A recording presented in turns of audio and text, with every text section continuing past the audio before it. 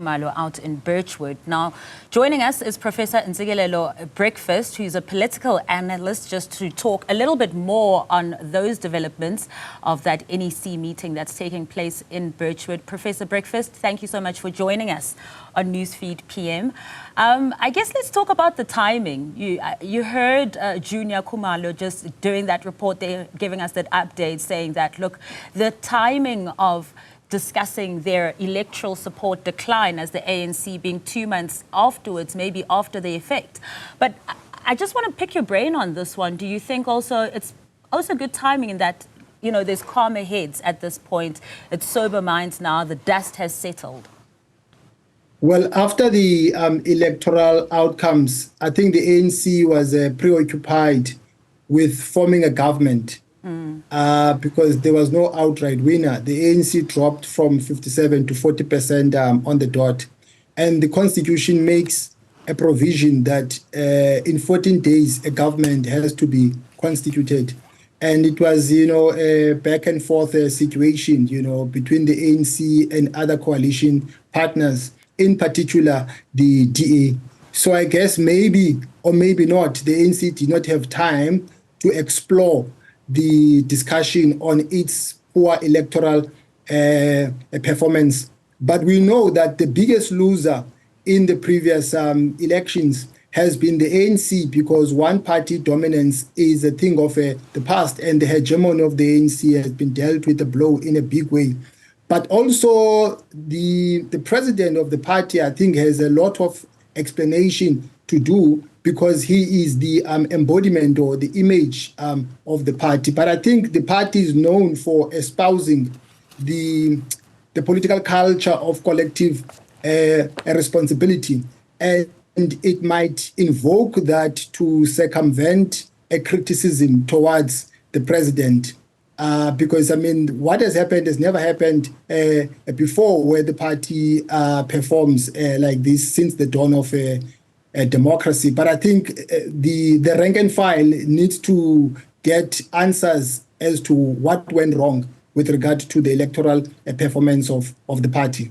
Yeah, and Professor, while this is a new thing that has happened here since the dawn of democracy, however, the writings were on the wall.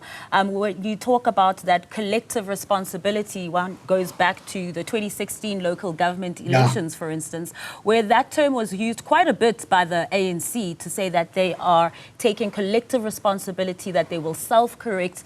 Do you get a sense that fast forward to 2024, that they do get that sense of self-correcting, and it will actually happen this time, because it clearly didn't happen after the 2016 elections?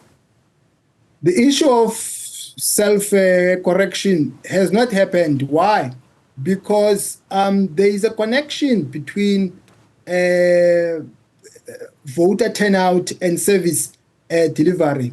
The ANC has not done the way it should have in terms of promoting development for the majority. I'm not saying that nothing has happened since 1994, because that is not true. A lot has happened, but a whole lot more could have happened, you know, under the stewardship of the ANC with the resources that we have in the country. A lot of money has been stolen and it has not been recovered. We had a so-called state capture project, which was based on an institutionalization of corruption, whereby state organs were used as a center of accumulation to amass wealth, where people are using social and political capital in pursuit of personal accumulation for purposes of upward social mobility. So that has not set well with ordinary South Africans. Because they see the ANC as a party that talks about fighting against corruption in theory, but not in practice. So the ANC, what it should have done in self-correcting is to address the issue of the slow pace of service delivery. And it has not done that. You know, it has really fallen short of doing that. And there have been people who have not been appointed in some strategic positions on merit, but based on partisanship. So that has really caught up with the ANC, and it has backfired in a big way to the party. And speaking of that, the word that comes to mind is integrity. And also we heard from Junior Khumalo saying some of the things like Phala Phala and VBS as well, and how they have been dealt with, or lack thereof, of dealing with such matters as well, has called into question the ethics and the integrity of the party as well. Now, of course, he is still the standing president of the country and also the ANC as well. But what picture does it paint then when we're talking about integrity, but we also are dealing with a party leader who does have a case to answer to? Well, it paints a bleak picture. I mean, it paints a picture that the party applies double standards. I mean, the president came into power on a ticket of good governance and fighting against corruption. I think most people are taken aback by the allegations of Phala Phala. And that issue has not been addressed because there were findings that were really not good against him, that he was at fault. But then the ANC used its majority to shoot down that report. So the president, I think, has a case to answer. I know that there have been other findings, the one of the public protector, which is questionable, and the other one by, I think, SARS and the Reserve Bank. But I don't think that the issue has been exhausted. I think it might emerge later on. But now, I mean, I think because the party has joined forces with the DA, so there will be a lot of cover-up until maybe there are cracks in that GNU. But as of now, I think he will get political protection for having participated in a government of national unity. But the other question, the other elephant in the room is how was the decision made to participate in the GNU?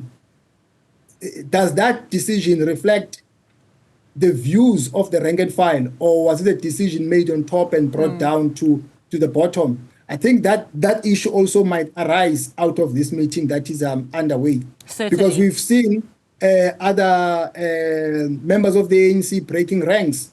I know that the Communist Party is not the ANC, but members of the Communist Party are also members of the ANC, and also some of the members of Nehawa are also members of the ANC. We have been discontent that it's anti-poor, this arrangement of the GNU, or anti-working class. Well, there are slight cracks there that are already showing, but thank you so much, Professor Ntsikelelo Breakfast, for sharing your